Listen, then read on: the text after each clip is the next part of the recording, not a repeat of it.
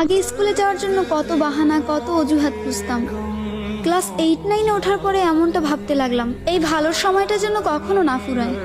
School থেকে যখন একসাথে বাসায় ফিরতাম, শেষ হয়ে যেত রাস্তা, কিন্তু ফুরতো না আমাদের কথা।